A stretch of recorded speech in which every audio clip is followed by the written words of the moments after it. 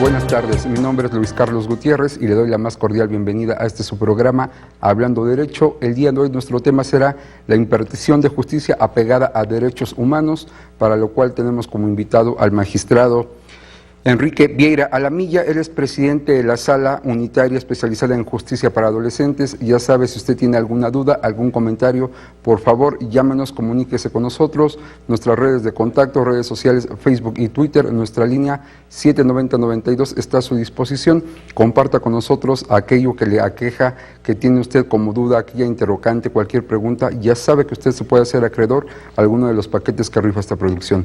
Ahora bien, para que usted tenga un panorama general sobre nuestro tema, yo le invito a que vea nuestra cápsula en contexto. Adelante.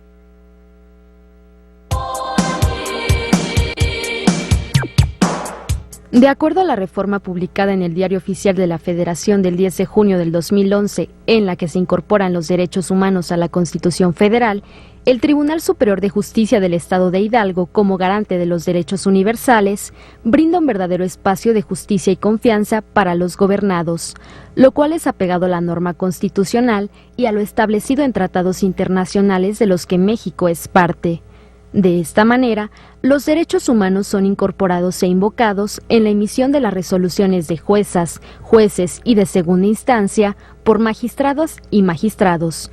Hoy en día, el nuevo sistema penal acusatorio representa un verdadero cambio de paradigma para todos los actores que conforman el Estado democrático constitucional de nuestro país, puesto que a través de la impartición de justicia apegada a los derechos humanos, se garantiza un juicio justo, en el que la labor de servicio por parte de los funcionarios judiciales funge un papel importante para la víctima y el imputado. El funcionamiento del sistema de justicia penal descansa en una realidad social que se sensibiliza, ya que el ser humano vuelve a ser el eje central de la estructura social. Es por ello que el Poder Judicial reconoce la dignidad a través de los derechos humanos como prerrogativas inherentes a la naturaleza de las personas. Gracias a usted que nos acompaña una semana más en este su programa Hablando Derecho. Como ya escuchó en la introducción de este programa, el día de hoy hablaremos de la impartición de justicia con apego a los derechos humanos. Nuestro invitado, el magistrado Enrique Vieira Alamilla. Magistrado, buenas tardes y gracias por estar con nosotros. Luis Carlos, buenas tardes, con el gusto de saludarte y saludar al auditorio. Gracias, magistrado. Actualmente presidente de la Sala Unitaria Especializada en Justicia para Adolescentes. Así es, ahí estamos atendiendo todas las situaciones de segunda instancia relativas a los adolescentes. Pero con una larga trayectoria dentro de la función pública, además de ser magistrado, en alguna ocasión fue consejero electoral. ¿Correcto, magistrado? Así, bueno, dentro de la función pública, actualmente soy magistrado y me desempeñé como consejero del Instituto Estatal Electoral del Estado de Hidalgo. Anteriormente me dediqué a mi despacho particular, ¿verdad? Y trabajé también en notaría. Pero ya muchos años dentro del estudio del derecho, de esta materia que nos apasiona a quienes decidimos estudiarla, magistrado. Así es. De hecho, me invitaron a hablar sobre este tema de los derechos humanos y pues recordando, yo hice mi tesis profesional sobre los derechos humanos en la Constitución Política de los Estados Unidos Mexicanos, hablando del año 1992. Egresé, realicé mi tesis profesional, titulándome en el año de 1994, y con este tema que se puso en ese tiempo de moda con el presidente Salinas de Gortari en ese entonces, y abordamos algunos temas dentro de mi tesis, en la que, veíamos qué derechos humanos estaban contemplados en la Constitución, qué derechos humanos estaban dentro de la parte orgánica, y habría que a lo mejor trasladarlos a la parte dogmática. En eso más o menos el material de mi tesis, pero ahorita durante la plática a lo mejor podremos ir sacando algunas cuestiones ahí del archivero, que ya con el paso de los años, nuestra reforma, nuestra Constitución, aunque es una Constitución se supone que rígida, pues bueno, ha tenido muchísimas reformas, ¿no? Entonces, bueno, ya de la época que me titulé al día de hoy, bueno, pues ya ha cambiado un poco, ¿verdad? Pero bueno, la esencia de nuestra Constitución sigue siendo la misma. Sobre todo la reforma de 2011, que en este país ha impulsado de sobremanera la observancia de derechos humanos por parte, sobre todo, de todos quienes nos dedicamos a la función pública, magistrado. Para que usted en casa conozca un poco más de quién nos hablará el día de hoy de este importante tema, magistrado, entrando ya en la materia, la pregunta fundamental para iniciar: ¿qué son los derechos humanos? Sí, bueno, los derechos humanos son todos aquellos derechos que tiene la persona por el simple hecho de ser persona, atendiendo a su dignidad, atendiendo a su naturaleza. Y estos derechos, bueno, encierran un sinnúmero, ¿no? Que puede ser a la libertad, a la seguridad jurídica, a la salud, a la educación, el derecho a tener un debido proceso, el derecho a tener una vivienda digna, en general es al derecho al voto, un sinnúmero de derechos que engloban, ¿no? estos derechos humanos. Partiendo de este concepto, entonces, para que en casa les pudiera quedar muy claro, por el solo hecho de haber nacido seres humanos, hemos adquirido ya estas prerrogativas, estos derechos humanos. Así es. Durante la historia vemos que, bueno, el hombre siempre ha sido se dice el lobo del hombre, ¿no? Entonces se han venido durante las distintas culturas y bueno, sobre todo nosotros en nuestro caso particular, en nuestro país se ha ido luchando y se ha ido pugnando por buscar la protección de estos derechos inherentes al ser humano. Si no me equivoco, una frase de Hobbes en el Leviatán. Sí. Hablando ya de derechos humanos, a usted que estudió en los años 90, a quienes nos observan hoy y estudiaron también anterior a 2011, quienes estudiamos Derecho siempre nos dijeron garantías individuales y hasta nos hacían leer un famoso libro de garantías individuales del maestro Bourgois. Y hoy en día la pregunta es, ¿hablamos de derechos humanos o hablamos de garantías individuales? ¿Son lo mismo? Bueno, no, definitivamente siempre existe o existía la confusión o el hablar indistintamente de garantías individuales, de derechos fundamentales y de derechos humanos. Podemos englobar que, como dices, quienes, bueno, antes del 2011, el título primero de nuestra Constitución establecía de las garantías individuales, era la denominación que tenía. Entonces, las garantías individuales se puede decir que son el medio por el cual podemos hacer valer nuestros derechos humanos. La garantía. La garantía.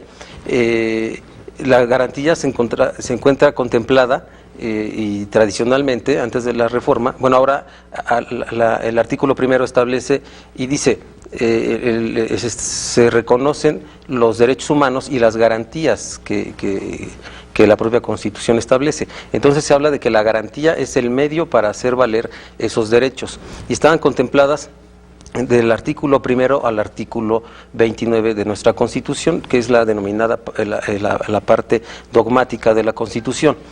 Del artículo 30 al 136 constitucional es la parte orgánica.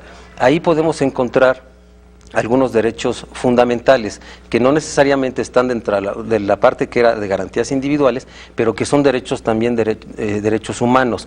Estos derechos fundamentales pueden atender a la particularidad de la persona, de ciudadano o de un estatus que pueda tener la persona. Esto es, por ejemplo, repito, el derecho al voto. El derecho al voto, bueno, no todos, es un derecho humano, pero hay que tener cierto estatus, esto es, tener más de 18 años, tener los requisitos que la propia ley establece para efecto de sufragar, y entonces pero ese es un derecho fundamental. Y entonces vemos que aquí ya el derecho fundamental es más amplio.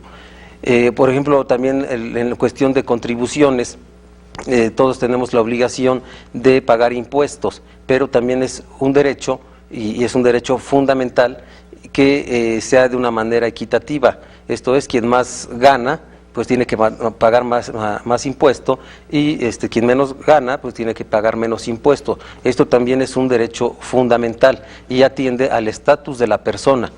Y es más amplio el término de derechos humanos, porque los derechos humanos engloban todos estos derechos, y además los derechos que incluso no pudieran estar contenidos en nuestra Carta Magna, pero en el Estado mexicano, al firmar tratados internacionales, se obliga a respetarlos. Entonces vemos que el concepto de los derechos humanos es un concepto mucho más amplio que el de garantías individuales y que el de derechos fundamentales. Muy bien, magistrado, gracias. Si usted nos está siguiendo, ya ha escuchado que por el solo hecho de haber nacido ser humano, tiene usted estos derechos humanos, tiene estas potestades que le reconoce nuestra Constitución. Yo le pido que no le cambie, vamos a una pausa, estamos hablando de derecho. Continuamos. Gracias por continuar con nosotros. Si usted nos acaba de sintonizar, yo le recuerdo, le informo que estamos hablando de derechos humanos, de la impartición de justicia con apego a derechos humanos, y estamos platicando con el magistrado Enrique Vieira Alamilla. Magistrado, ya nos comentaba usted acerca de lo que podemos entender como derechos humanos, de esta diferencia entre derechos humanos y garantías individuales, y nos ha adelantado un poco de la transformación que se ha vivido en este país con respecto a este tema. Pero hablando de que estos derechos siempre han estado reconocidos en nuestra legislación fundamental, en nuestra Constitución, ¿cómo ha sido la historia de los derechos humanos a través de nuestras constituciones? Bueno, vemos que a lo largo de la historia de nuestro país se han venido pugnando distintas luchas por la aspiración a la libertad, la aspiración a la seguridad jurídica, la aspiración a la propiedad, independientemente, bueno, de todas las luchas armadas y demás que han existido en México. Así vemos que la Constitución de Cádiz de 1812 ya reconocía ciertos derechos subjetivos dentro de la Constitución. Lo que es la Constitución de Cádiz, en la Constitución de Apatzingán de 1814, que es precedida por los sentimientos de la nación de José María Morelos y Pavón, ahí se consignan en los sentimientos de la nación pues todos los sentimientos y lo que anhelaba en esa época pues bueno, el pueblo de México, ¿verdad? Y esto, los sentimientos de la nación dan origen a la Constitución de Apatzingán de 1814, que bueno, aunque nunca fue vigente, nunca se aplicó, pero sí dejó huella de estas aspiraciones que tenía el pueblo de México. Posteriormente, bueno, ya viene la Constitución Federal de 1824, es una constitución de corte federalista, y así todas las constituciones prácticamente de 1800, la de 1836, que fue de índole centralista, la de 1843, el acta constitutiva y de reforma, y la Constitución de 1800, bueno, en estas constituciones los derechos que se regulan, te repito, son estos derechos en los que se busca la igualdad, la libertad, la propiedad y seguridad jurídica. Se puede decir que ya empezaban, es lo que la gente pues más deseaba, ¿no? Y ya se empezaban a establecer este tipo de derechos. Ya con la Constitución de 1857 ya se plasma de manera real en la Constitución ya un capítulo de los derechos del hombre.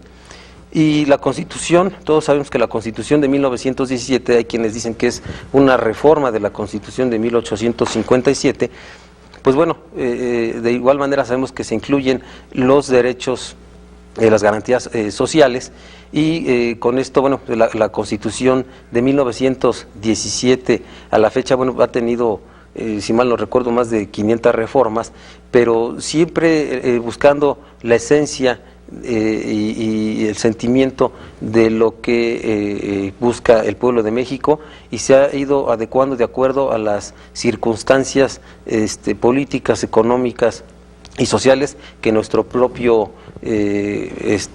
México necesita.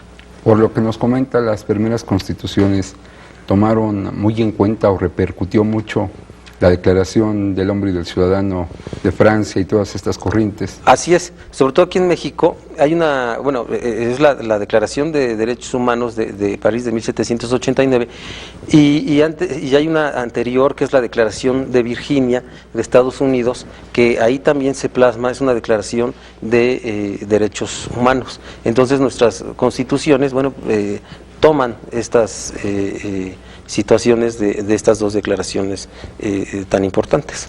Gracias, magistrado. Y llegamos hasta el año 2011, cuando en nuestra Constitución cambia el título primero y con ello otras tantas reformas que nos obligan como funcionarios a observar más allá de tratados internacionales. ¿En qué versó concretamente esta reforma de 2011, magistrado? Bueno, sí, en el Diario Oficial publicado con fecha 10 de junio de 2011, existe una reforma al artículo primero constitucional, en el que al principio mencionaba que incluso cambia el título primero de nuestra Constitución. El capítulo primero cambia de las garantías individuales a los derechos humanos y sus garantías. Aquí habla de que bueno, todo el pueblo de México gozará antes decía de las garantías individuales, ahora dice de los derechos humanos, que gozará de los derechos humanos que reconoce que otorga la Constitución, y las garantías que ella misma establece para hacerlos valer. En general, esta reforma nos lleva a lo que se llama el control de convencionalidad, porque habla de estos derechos humanos reconocidos en la Constitución y en los tratados internacionales que México celebre. Entonces, con esto se abre la puerta para lo que se denomina el control de convencionalidad y lo que es también la cuestión de los derechos de pro persona, el derecho a favor de cada persona. Entonces, en cuanto al control de convencionalidad, esto es que los jueces existen, bueno, los jueces y toda autoridad del Estado mexicano están obligados a proteger y hacer valer los derechos humanos. Nada más que existen, se puede decir, grados, 3 grados. En primer término, las autoridades que no gocen de jurisdicción, pero que son autoridades, tienen la obligación de velar por los derechos humanos. En segundo término, los jueces del fuero común, y en mi caso como magistrado, pero que somos del fuero común, tenemos la obligación, en caso de que exista alguna ley que está en contra de algún derecho humano, en contra de algún tratado internacional, tenemos la facultad de no aplicar esa ley, pero no así tenemos la facultad de declarar, en su caso, bueno, quitarla, ¿no? Y lo que sí, los magistrados y jueces, todo lo que es el Poder Judicial Federal, que sería el último grado, ellos sí tienen esa facultad de declarar la inconstitucionalidad, en su caso, de una ley y o de no aplicar una determinada norma jurídica. Y existe el principio de pro persona, que esto es, en caso de la interpretación de una norma jurídica, en el caso de que existan ciertas dudas, siempre hay que atender a lo que más beneficie en sus derechos humanos a las personas y grupos de personas.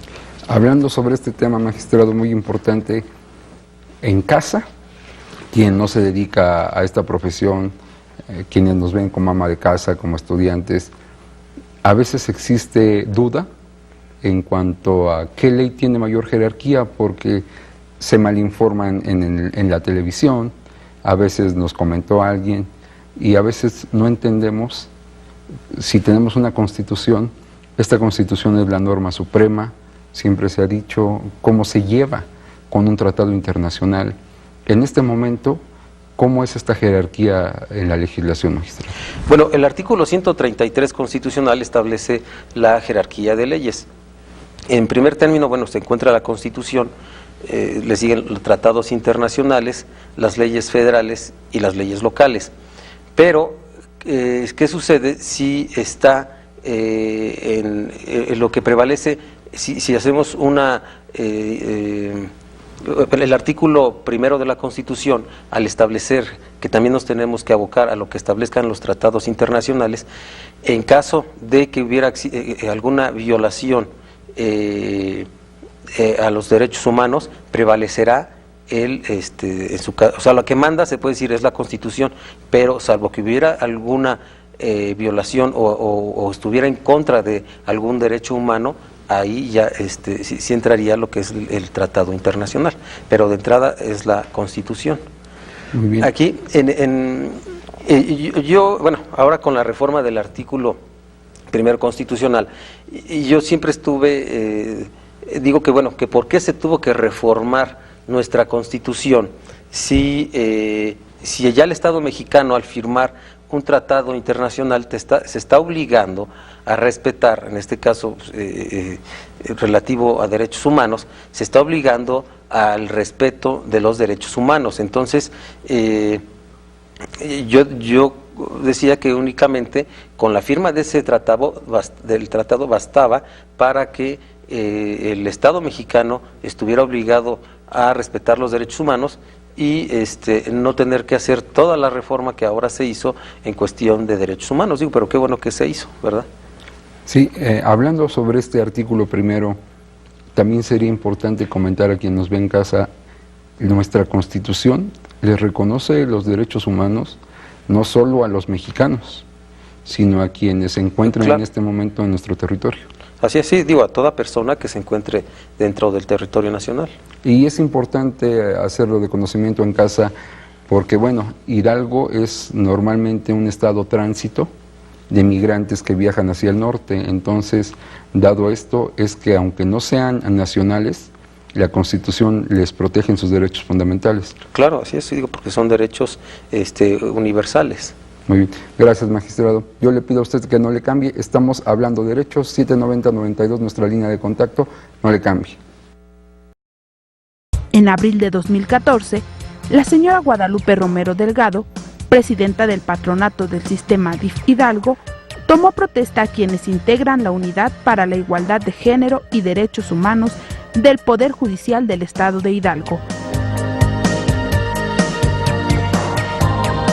Gracias por continuar con nosotros. Estamos hablando de derechos humanos y la impartición de justicia o la impartición de justicia apegada a estos derechos humanos con el magistrado Enrique Vieira Alamilla, presidente de la Sala Unitaria Especializada en Justicia para Adolescentes. Pues bien, magistrado, nos ha dado ya un panorama muy amplio de lo que son los derechos humanos, de cómo lo encontramos regulado en nuestra legislación y sobre todo muy importante lo que tiene que ver con la reforma de 2011 que hace que sea un imperativo observarlos como autoridades judiciales y sobre todo la observancia de los tratados internacionales. Pero hablando sobre estos tratados internacionales, existen muchos, hay un universo de tratados. ¿Cuáles serían obligatorios o vinculatorios para nosotros como Estado mexicano? Sí, bueno, mira, en general existen pactos, convenios y protocolos que esto atiende a que sean vinculatorios, esto es obligatorios. ¿Por qué? Porque al hablar de un pacto, de un convenio, implica que existen más de dos partes, entonces en donde se establecen ciertas derechos y obligaciones, y entonces por lo tanto, bueno, es obligatorio para el Estado parte. Obviamente dentro de algún tratado, algún convenio internacional, los estados pueden hacer algunas reservas respecto de ciertas situaciones que no les quieran, bueno, no les convenga. No se apegan 100% al tratado. Así es, tendrían que hacer alguna reserva. Pero entonces estos son los que son vinculatorios, y los que no son obligatorios son las declaraciones. Pero bueno, las declaraciones y recomendaciones, en este caso, por ejemplo, una recomendación de Comisión de Derechos Humanos, hemos visto o vemos que ahí, aunque no sean obligatorias, su obligatoriedad radica en la cuestión moral. en que si te emiten una recomendación, ya sea en México, en la Comisión de Derechos Humanos, alguna autoridad, o a nivel internacional, también alguna recomendación, aunque no sea obligatoria, es de tipo moral la forma en que hay que realizar su cumplimiento.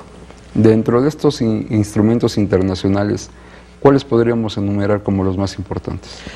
Fíjate que la Organización de las Naciones Unidas se ha preocupado por realizar un sinnúmero de tratados y convenios internacionales, más de 80 en cuestión de derechos humanos, que bueno, tienen que ver con el genocidio, con la mujer, con la tortura, en general de los derechos humanos, con cuestiones relativas a las prisiones.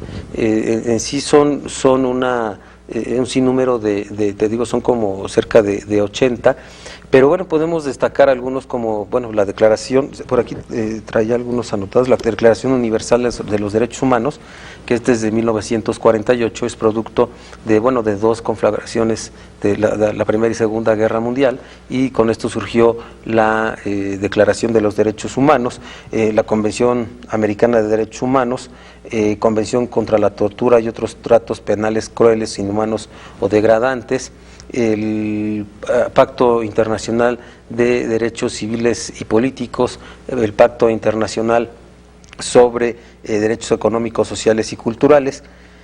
Allí en la Sala Unitaria de Justicia para Adolescentes, dentro de las resoluciones que se emiten, precisamente tenemos que ver toda la cuestión del derecho interno y atender distintos tratados y convenciones de índole internacional.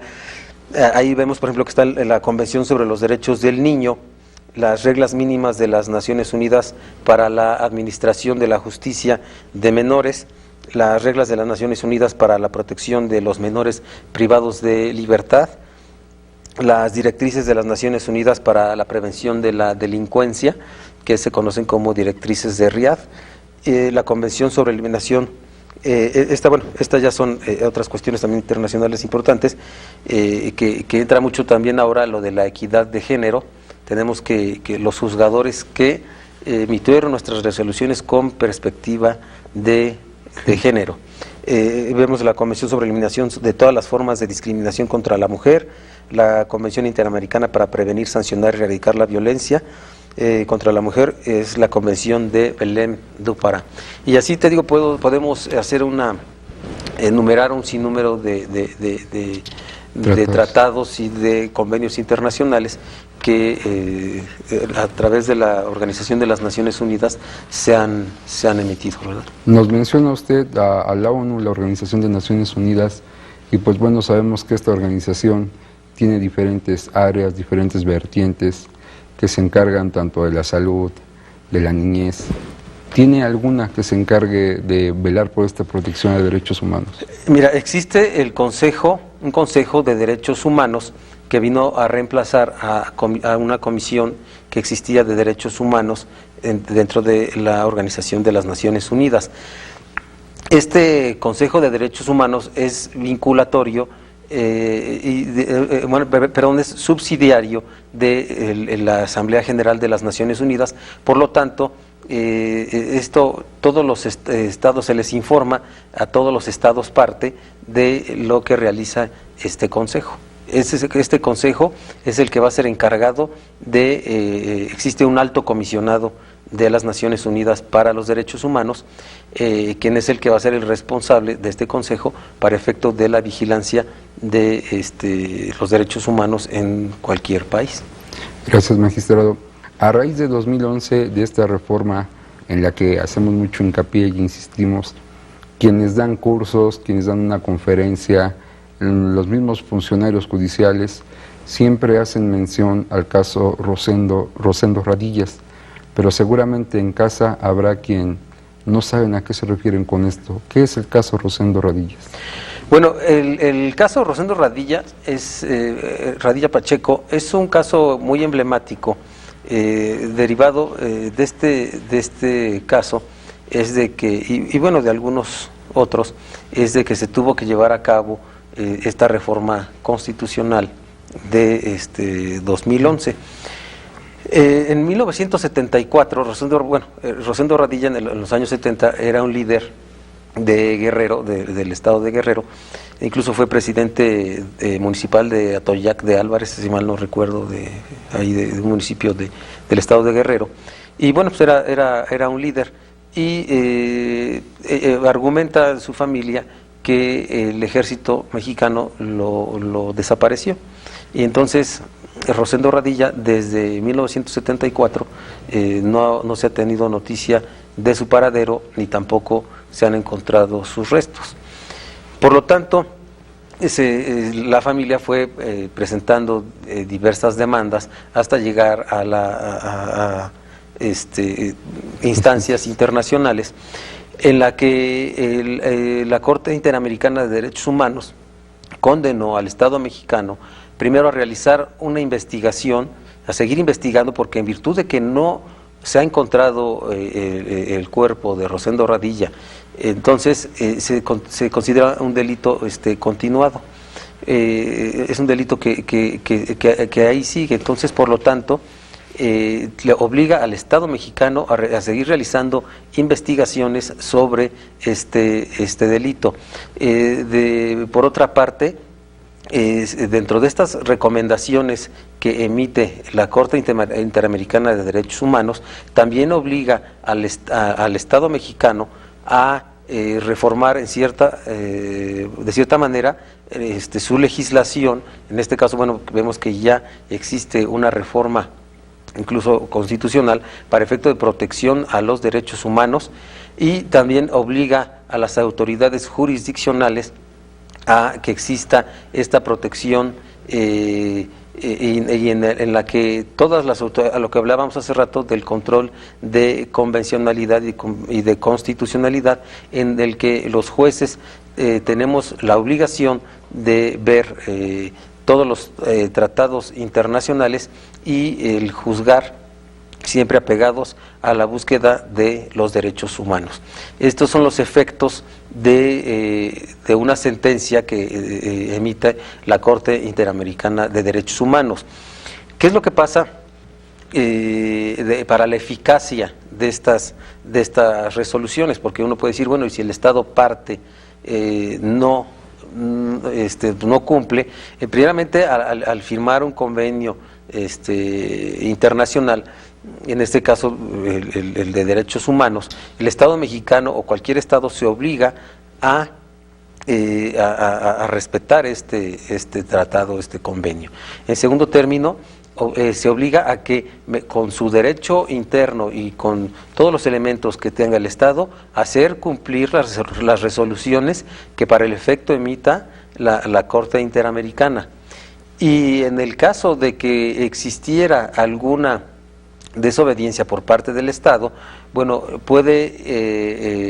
puede acudir a la Organización de Naciones Unidas, o en este caso o a la de Estados Americanos, y a manifestar que el Estado ha incumplido ha incumplido en esa resolución. ¿Y qué es lo que va a traer? Bueno, pues que el desprestigio para el propio Estado, de que bueno, pues es un Estado que no cumple, ¿verdad?, con lo que se comprometió en ese convenio o pacto internacional. A nivel internacional, nos menciona usted la Corte Interamericana de Derechos Humanos. ¿Existe algún otro organismo que proteja los derechos humanos? Bueno, sí, existen en Europa también el Tribunal de la Haya. Sí existen un sinnúmero de autoridades a nivel internacional. De índole internacional.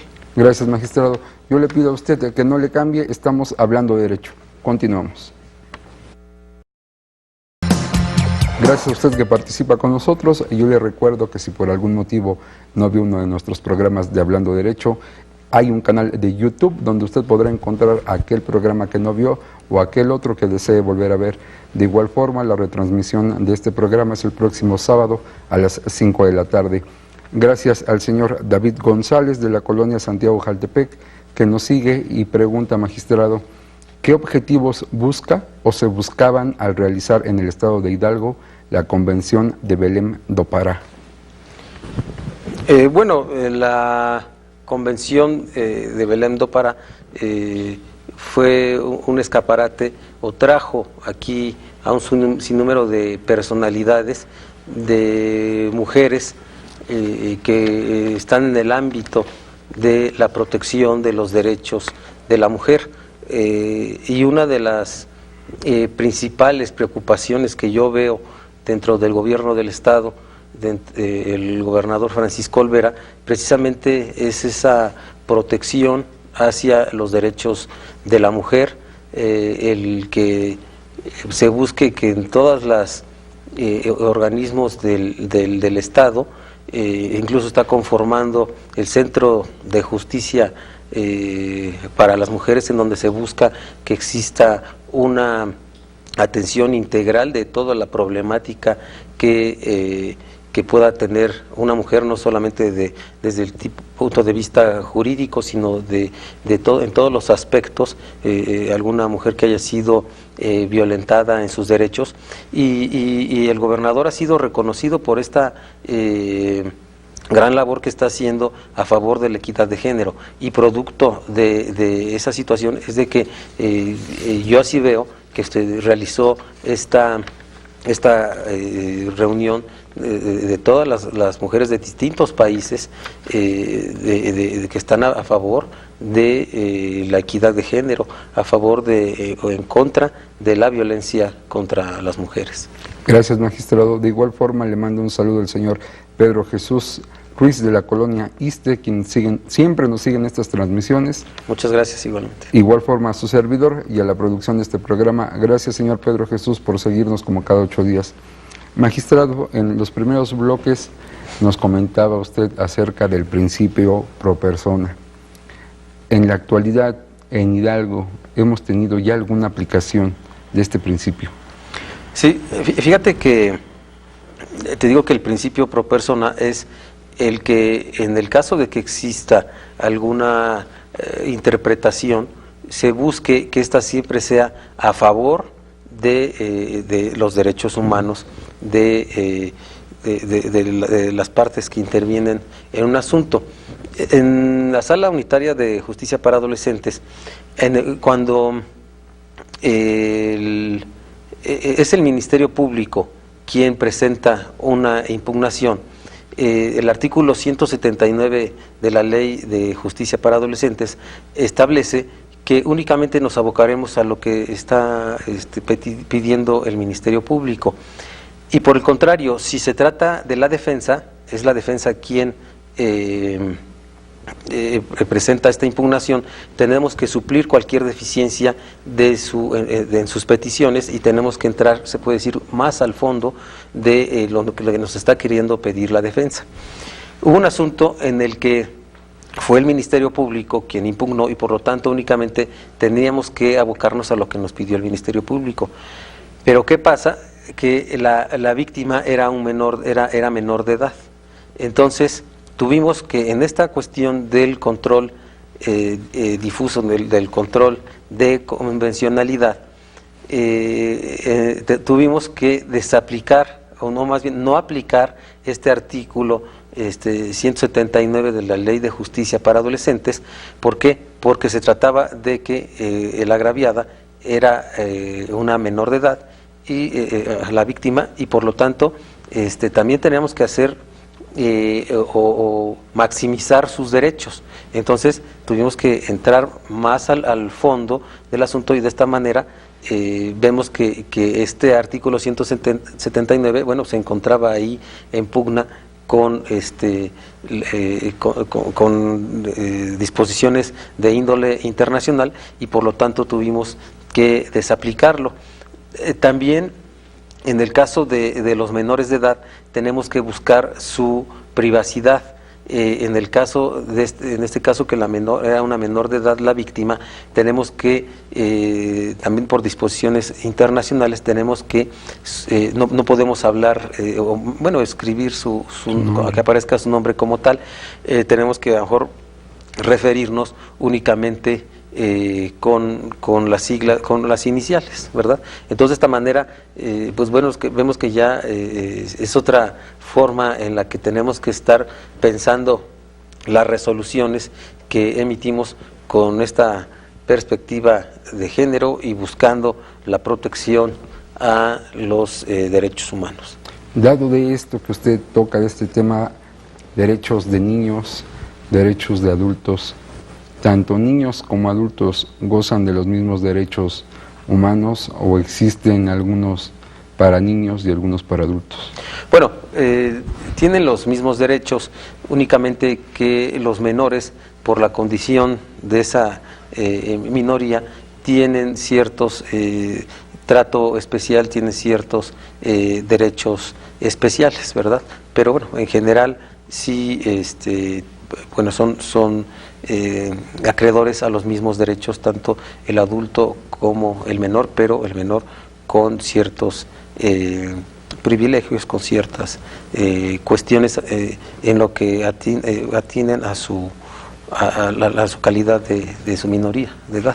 Nos queda muy poquito tiempo, magistrado, pero no nos podemos ir sin que nos dé una breve explicación de cómo es el sistema para adolescentes. Bueno, precisamente en esta cuestión de que hablamos de que los derechos de los adolescentes son con cierta privilegios que los adultos, vemos que en el sistema, bueno, se tuvo que modificar el sistema de adolescentes. Anteriormente existía un sistema tutelar que fue muy criticado porque la autoridad administrativa era la que se puede decir que era juez y parte, era quien podía acusar o ver como un padre de familia, por eso se llamaba tutelar, ¿no? Al menor adolescente y pues a su libre albedrío poder decir cuánto tiempo lo podía incluso tener en un internamiento. Pero en 2008 surge también la reforma constitucional y ya se crea todo un sistema de justicia para adolescentes que lo prevé el artículo 18 constitucional, en el que habla de que el sistema de justicia para adolescentes se tiene que regir siempre buscando el maximizar los derechos de los adolescentes.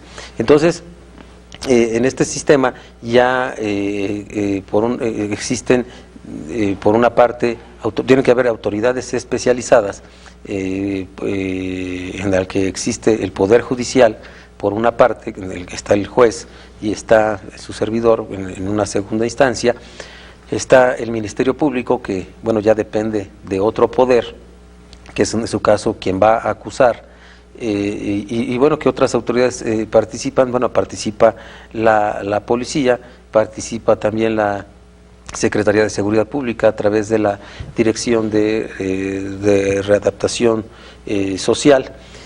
Pero bueno, vemos que en este sistema de justicia para adolescentes, pues bueno, es como un sistema para adultos, con todas las garantías que tiene un adulto, pero obviamente el adolescente, por ejemplo, tiene garantías de que siempre, cualquier declaración que él realice, siempre tiene que estar forzosamente acompañado de su papá, o bueno, de los padres de familia, y siempre debe estar en compañía de un abogado, si no las declaraciones que en su caso emita son nulas. El sistema de justicia para adolescentes es de tipo oral. Todo se va a desahogar en una audiencia de juicio en la que ahí van a participar los peritos, van a participar los testigos, van a participar bueno, la persona, el adolescente que cometió la conducta, porque no son delitos como tal. Habla que son conductas tipificadas como delitos en el Código Penal, pero por su calidad de adolescentes se dice cometen conductas, no así los delitos, y ellos pueden ser acreedores a distintas medidas, que estas medidas van encaminadas a que el adolescente tenga una experiencia de legalidad que vea que sus actos tienen consecuencias, pero sobre todo van encaminadas a la readaptación social y a buscar que bueno, lo que uno busca en nuestros propios hijos y en este caso este sistema busca que los adolescentes bueno, pues sean buenos ciudadanos en el futuro, ¿verdad? El tiempo se nos agotó. Yo le voy a pedir que nos acompañe en una nueva ocasión para hablar de este tema tan interesante que es el sistema de justicia para adolescentes. Con mucho gusto, estamos a la orden. Gracias por habernos acompañado en este programa. Gracias.